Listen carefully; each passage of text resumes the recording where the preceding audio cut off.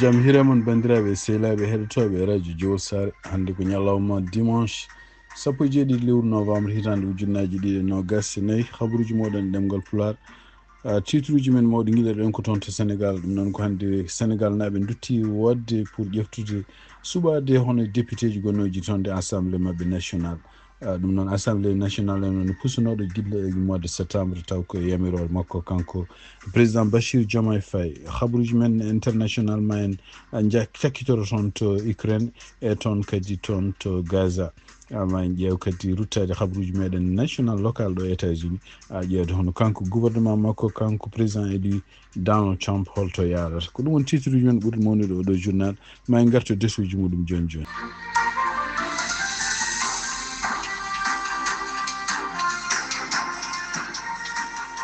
bandiraɓe sehlaɓe heɗotoɓe radio jowsare no mbino en gardendi meɗen ni habaruji meɗen en puɗɗoɗen hande ko habaruji men international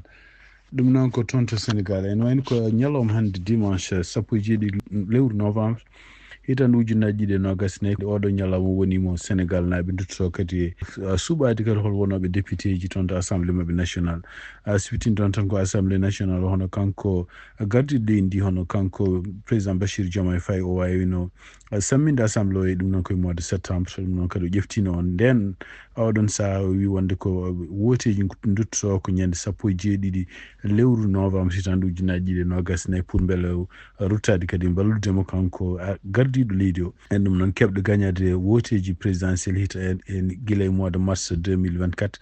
tawa heeɓi kene wona 54%, beele kadi Sénégal naɓe mbawa rokkudemo kadi jogade majorité toon to assemblée nationale ɗum ɗon noon e wiide makko oɗon saaha ko yidde beele programme uji ɗi ɓe jogui kanko e Ousmane Sow kanko beele ɓe mbawa wadde ɗiɗon programme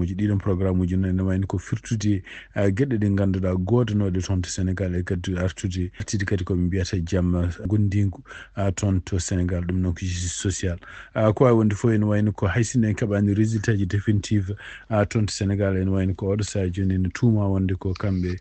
Pastef ko kamɓe ɓuuri jogade majorité e woteji baɗɗi toon ɗi donc siftini toon tan woteji baɗɗi toon hande ñande sappo e jeeɗiɗi lewru novembre ene wayno ko woteji ɗi tugnade kadi e harale walla tugnade kadi e galleji mawɗi jeyaniyankoɓe donc teskitama hen ko caɗele fitinaji mbaɗino hakkude kamɓe partiji opposition e partiji kadi laamuɗi ɗon ko ñande sappo e goho lewru ɓennuɗo altine ɓennuɗo waɗino hakkude kamɓe parti gardiɗo laamu ngu e kamɓe kadi yimɓe jeeyaɓe opposition ko wawi wonde kadi ko haalluji kadi mettiɗi mbaɗiɗo hakkude mabɓe kamɓe ardiɓe laamu ngu kanko Ousmane Sow caggal kadi nde wattaka nde kanko hoore makko noddino hono yimɓe supporté ɗum yo mbawa wattu yaade mbattoyo pour kadi ene wayno possible wonde koɓe ataka ko caggal muɗum ene wayno ko o wawi dartinde ɗum e campagne tan kadi wiye capanɗe jeetati e goho neɗɗo koko nangga oɗo saaha joni sibabude won hen en tawani jogui labɓe won hen en tawani jogui gueɗe ɗe ganduɗa berlorto kaaƴe won hen jogui de matraque ɗum kadi ko hunde nde ganduɗa police nangui ɗum ko wawi wonde fof foɗodiranno toon woteji toon to Sénégal ene wayno ko jiida e parti Pastef coalition ngaji tati goɗɗi coalition hen goto wiyete ko takku wallu noon ɓe mbi wonde ko e nder wolof rendude ɗum noon ene wayno oɗon parti jeeya hen ko yimɓe jeeyanoɓe APR ko alliance pour la république mo kanko Macky Sall ardino e parti goɗɗo démocratique sénégalais PDS mo Karim Wade adduno e wayno ngal ɗo dental kañum yiiɗi ko wonde ko hono kanko Macky Sall gardino leydi yo artu kadi o wawa jeeyade kadi e haare politique wonde toon haysinde oɗo saaha joni woni koto Maroc donc coalition goɗɗo dewɗo hen o kadi ko coalition biyeteɗo Jammak Jariñ on kadi ene wayno firti ko paix et prospérité ɗum wolof ene wayno oɗo parti ardi ɗum ko hono kanko Amadou Ba noon si kanko wonno candidat garɗo deuxiéme élection ngaji mabɓe mois de mars Amadou Ba kañum hoore min wayno ko meeɗi wonde premier ministre mo Macky Sall e kañum hoore min wayno ko caggal nde kanko Amadou Ba nde o yalti oɗo parti biyeteɗo APR ene wayno o créé oɗo parti kadi o jokkodiri parti socialiste ko wawi wonde fof ene wayno ko oɗo ko coalition ɗiɗaɓo kadi poɗodirtenoɗo toon ko fate en hebde député ji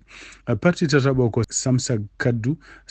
noon firti ɓe mbiye ammuɗo ɗofti konguɗam oɗon parti kañum ne wayno ko ardi ɗum ko hono maire mo Dakar Barthélémy Dias ɗum noon ne wayno ko wawi wonde foof tugnade kadi e haalluji kalteɗi hono kanko oɗo parti tin sife tan ko yimɓe eɓɓe fodde duuɓi ene jeeya hen hono kanko biyeteɗo Anta Babacar Ngom jaaro duuɓi capannayyi kañum kadi woni numéro ɗiɗaɓo e oɗo parti ene jeeya hen kadi hono kanko biyeteɗo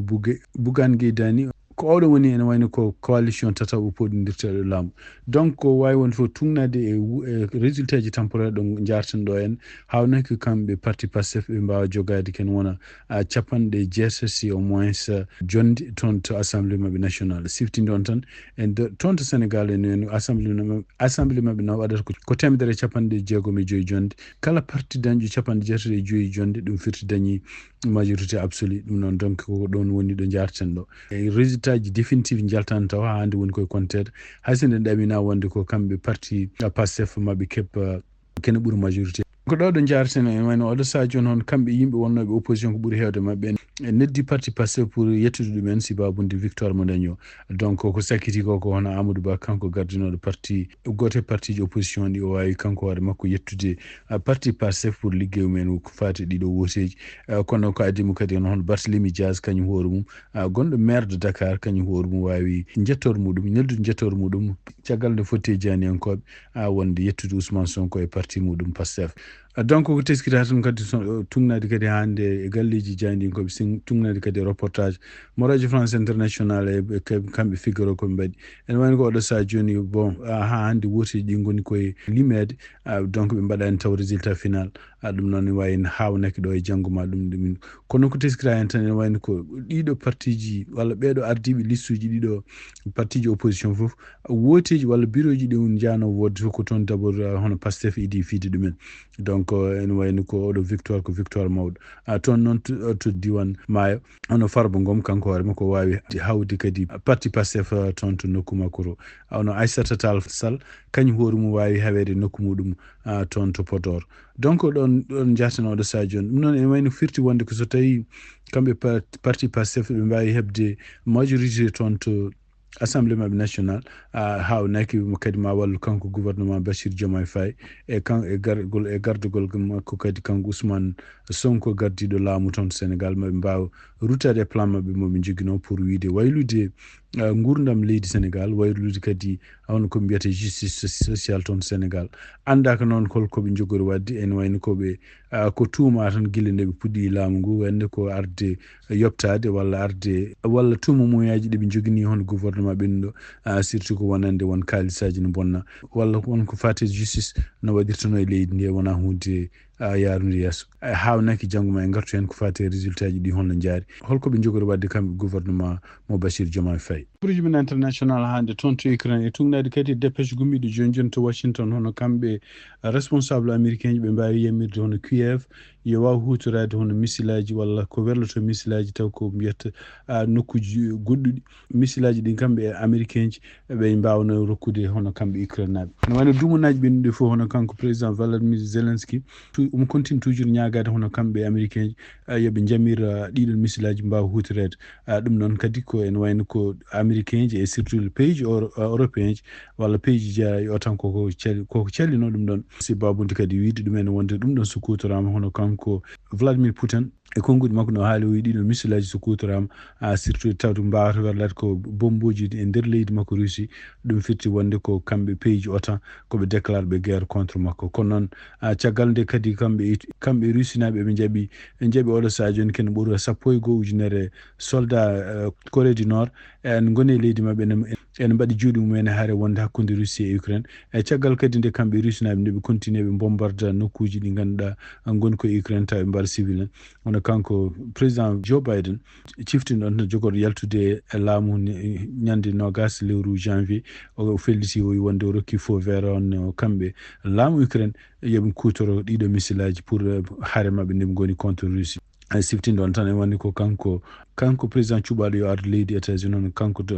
Donald Trump e nder konguɗi ɗi o haalno e campagne makko wi wonde ko kala nde o ƴefti laamu ene wayno ko e nder 24 heures kanko hoore makko mawo régle probléme guerre gonɗo hakkude Russie e Ukraine o ɗum noon non seulement hono wonande yimɓe hohoɓe Russie kañumen koyemen mbi mbawa andude ni holno harde ndeɗo wawi réglirede e nder hitande walla lewru ala ko haali noon 24 heures ko wawi wonde foof kanko président Joe Biden wonde o rokki yamirore makko yo kamɓe Ukraine naɓe ɓe kutoro ko adi ɗum ɗon ene wayno ko kamɓe Russie naɓe e oɗo subaka dimanche piniri ko bomboji kewɗi toon to Ukraine ɗum noon e wayno ko peeje maɓɓe kamɓe rusinaɓe wallude ƴewde forsude Ukraine beele no usto dole mum no gusto e surtout kadi ɗaminade hawnaki so tawi kanko Donald Trump gouvernement makko so tawi fuɗɗima ɗaɓɓude maslaha walla kaldigal hakkude kamɓe Ukraine e Russie beele Ukraine ne wawa jabde wonde leyɗele ɗe kamɓe Russie ɓe keftiɗe beele no continue jogade ɗum donc andaka taw noon ko ɗum jogori wonde siftinde on tan ko laamu kanko président Joe Biden ko kanko woni baɗo décision ngaji ɗo hen ha 20 janvier caggal muɗum ko kanko Donald Trump waɗata kanko jogoro han kadi contrôle ndeɗo haare wonde toon to Ukraine. habaruji men international hande cakkitorɗen ko toon to Gaza en wayno ko kamɓe Israel eɓen continue ha hande bombardement ji maɓɓe toon to Liban e toon kadi to Gaza ko ɗum waɗi on e nder konngol ngol ƴefti hande kanko gardiɗo catholique en toon to Rome hono kanko Pope Francis o wi wonde ko ene wayno ko haare wonde toon to surtout bombardement ji ni kamɓe Israel ɓe mbaɗata toon to Gaza ɗi ene wayno ko bombardement ji ɗum ɗo koko mbiyata terrorisme o kanko hoore makko ɗum woni la première fois ene woni o kondini haare wonde toon nde surtout ko Israel ko waɗata toon ko o ɗum ɗon kadi ene wayno ko ɗum ɗo ko jeeya ko hunde wiyetende génocide ɗum ɗon kadi ko hunde nde ganduɗa kanko Pape o jaɓano nadde hen guiladen kono noon caggal kadi nde tina Israel kadi kañum hoore mum yimɓe dadiɓe muɗum walla bombarduji muɗum ene wayno ngalata goppi mbawi hay bombardude nokkuji maɓɓe kamɓe catholique en walla chrétien ji wonɓe toon ene wayno ko kanko Pape ɗum woni réaction makko hande oɗon réaction noon welani ardiɓe leydi e Israel oɗo saha joni ene wayno nen continue no kondanamo mbi wonde ko ɗum ɗo ko gueɗe ɗe ganduɗa o fotani nadde hen ko wawi wonde fof oɗo saha joni ɗaminaka wonde ko kamɓe Israel naaɓe kamɓe kadi ɓeɓe kaɓata toon ɓe e surtout kadi tawde ko Qatar yaltino e maslahaji ɗi wallan noon ni pour noddude ko wiyete cessez-le-feu dañe toon to Gaza e toon to Liban donc ɗaminaka oɗo saha joni holno guerre oɗo jogori dartorade siftinde on tan ko hono kanko Donald Trump e kanko kadi président Joe Biden ko goto maɓɓe fof ne jogui vision ngaji ɗi jiida e ko fate haare Israel nde kanko président Joe Biden o jaɓano wasde supportude Israel ko ɗum waɗi ene wayno ko jeeya gueɗe ɗe ganduɗa hawnaki e yimɓe américain ji joguiɓe origine men ko wayno leyɗele arabe jaɓani wotandemo kanko Kamala Harris kono noon eko tiskita ko sakkiti ko hono yimɓeɓe kanko cuɓaɗo kesso Donald Trump mo ƴefti ɓe ene jeeya hen hono biyeteɗo Michael Huckabee ko neɗɗo mo ganduɗa en mo meeɗani gonɗinde wiide wonde ko état palestinien foti jom wonde toon to Palestine donc gonɗinani hono jamne wawi dañde toon arde toon to Palestine taw ko état Israel naaɓe état Palestine ne mbawi wonde toon mo gonɗinani hono Israel naaɓe ne poti nattude bomboji ɗi mbaɗata ɗi henna e kadi kañum hoore mum gonɗinde wonde ambassade mabɓe kamɓe Amérique ko continde wonde toon to Jérusalem ɗumani ko on noma oɗo saha joni pour yo won ambassadeur makko kanko Donald Trump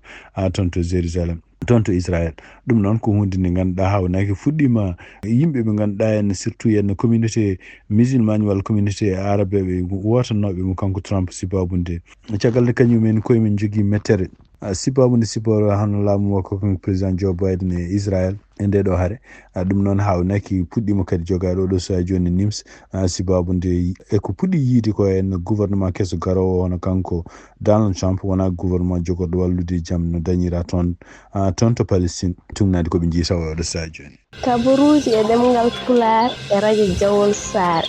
bandiraɓe sehilaɓe heɗotoɓe radio Jawol Sare habaruji men to États-Unis ɗum noon ko toon cekkitortoɗen habaruji men hannde ene wayno ko oɗon gandi hono kanko Donald Trump kanko gañi woteji bannoɗi ñande 5 lewru novembre hitande ujunnaji 2024 e ɗum noon ene wayno oɗo saha joni kanko Donald Trump o fuɗɗima ƴeftude yimɓe wonoɓe e cabinet makko ɗum noon ko yimɓe wonoɓe gouvernement makko oɗo saha joni o toɗɗima ken wonno nogas e jeeɗiɗi neɗɗo walla nogas e jeegom neɗɗo kam wonoɓe gouvernement makko e ɓeɗon yimɓe ɓe o toɗɗi noon en waɗi ko haalluji ha heewi oɗo saha joni kalteɗi surtout yen ɓe o toɗɗi yo won gardiɗo jogorɗo ardade justice makko kanko Donald Trump hono biyeteɗo Matt Gaetz jogorɗo ardade kadi hono ko wiyete défense makko hono biyeteɗo hono jogorɗo ardade défense makko e jogorɗo ardade kadi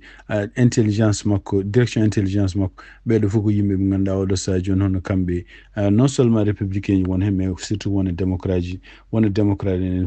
puɗɗima jogade sikkitere onde ɗum ɗo ko wona hunde jogorde marsude toon to confirmation mabɓe siftin ton tan e constitution États-Unis ko yamiri wonde ko kanko président cubaɗo so suɓima yimɓe o toɗɗima yimɓe ene wayno ko ɓeɗon yimɓe kadi ma jaha toon to congrès to ene ɓe ɗum woni ɓeɗon suɓaɓe ɓe gadde namde question ngaji donc hawnaki gotane so tawi ɓe ɓenni woose ɗum woni donc woni confirmation mo gasi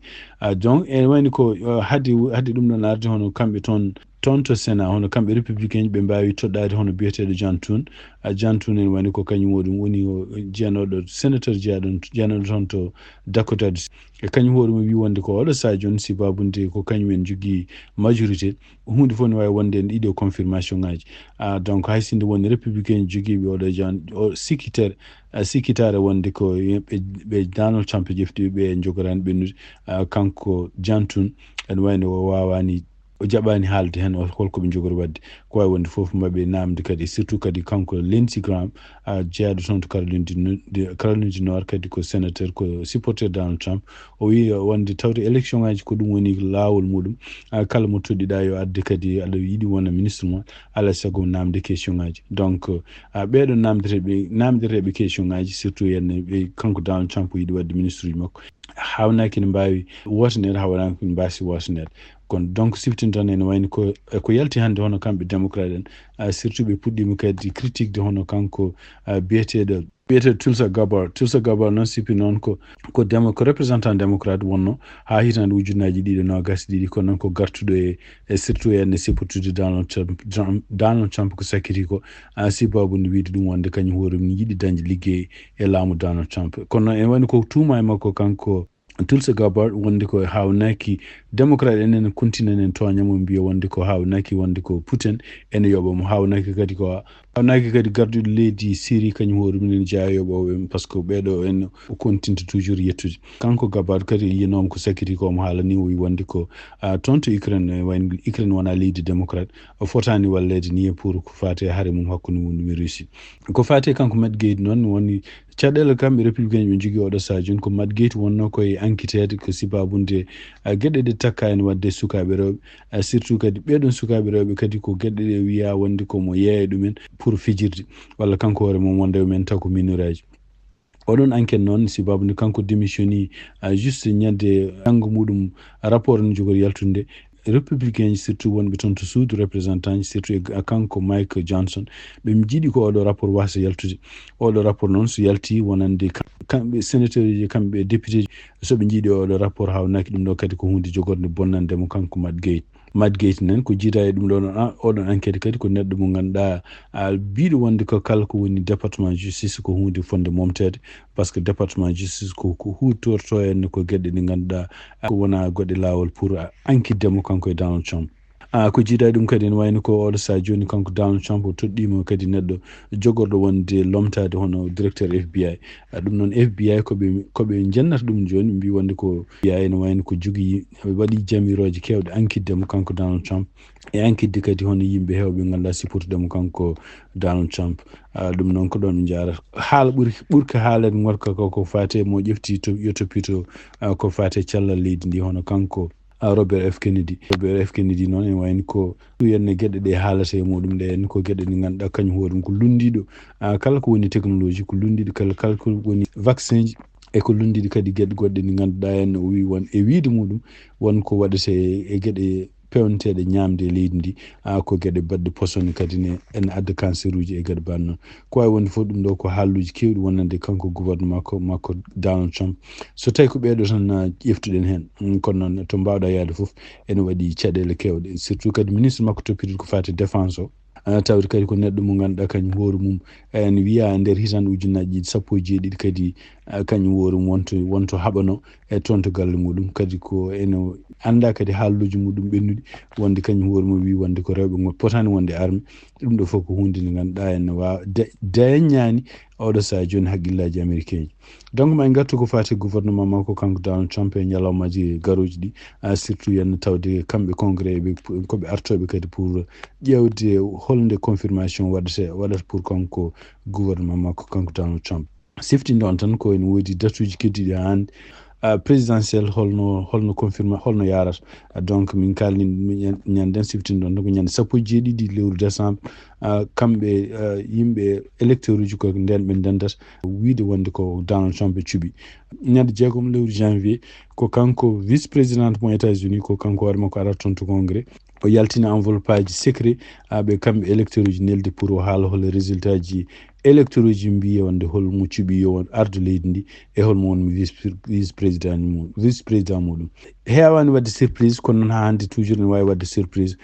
saabu électeur uji ɗi ene mbawi suɓade holno neɗɗo goɗɗo mo ganduɗa kamɓe public mo état mumen suuɓi kono noon andaka taw holno ɗum jogori wade kono noon ko date uji ɗi yimɓe ne poti wattude hen haqqi.